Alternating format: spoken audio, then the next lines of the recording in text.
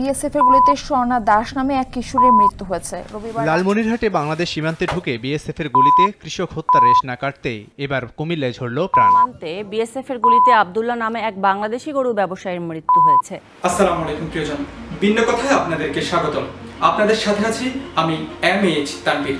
আজকে আমি আমাদের এক বন্ধুকে নিয়ে আলোচনা করব।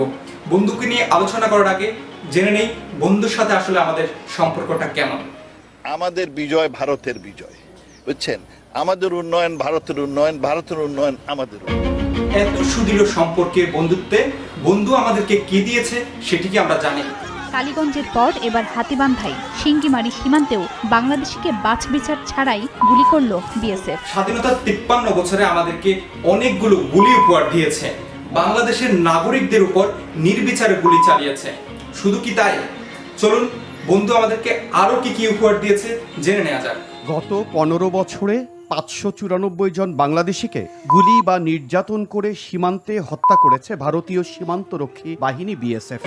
বন্ধু শুধু আমাদেরকে গুলি উপহার দেয়নি, গত 15 বছরে বন্ধু আমাদেরকে 594টি তাজা লাশ উপহার দিয়েছে।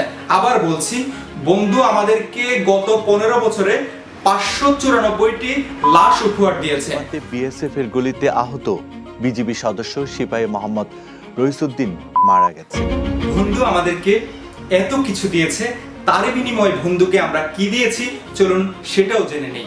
আমরা ভারতকে যে দিয়েছি সেটা ভারত সারা জীবন মনে রাখবে। বন্ধুকে আমরা যা দিয়েছি বন্ধু মনে রাখবে। হ্যাঁ, বন্ধু মনে রেখেছে।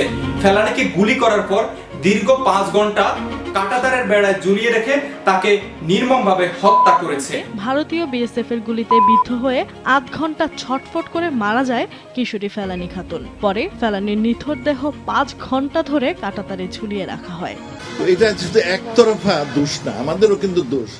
আপনারা হয়তো ভাবছেন বিএসএফ শুধু ভারত বিরোধী জামাত কিংবা বাংলাদেশের সাধারণ মানুষকে হত্যা করছে, তা কিন্তু নয়।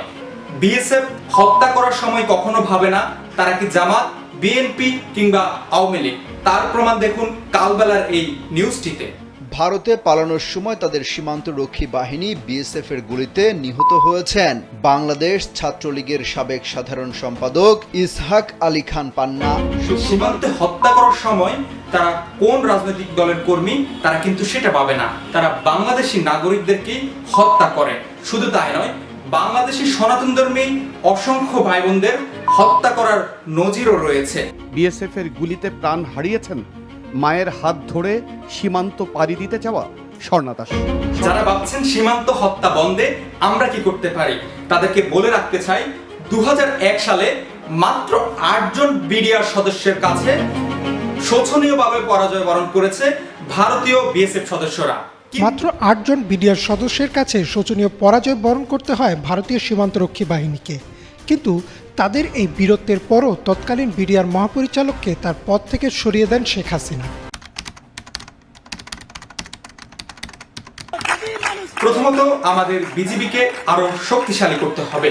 দ্বিতীয়ত আমরা সাধারণ নাগরিক হিসেবে আমাদেরকে ভারতীয় আগ্রাসনের বিরুদ্ধে ঐক্যবদ্ধভাবে সোচ্চার হতে হবে এবং নিজে সোচ্চার হব, অন্যকে ভারতীয় আগ্রাসনের বিরুদ্ধে সোচ্চার করব।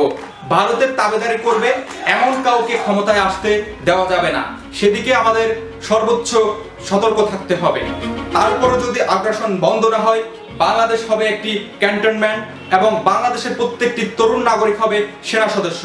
তো আজকের মতো এখানেই বিদায় নিচ্ছি, দেখা হবে অন্য কোনো দিন অন্য কোনো ভিডিওতে। সে পর্যন্ত ভালো থাকুন, আল্লাহ হাফেজ, আসসালামু আলাইকুম।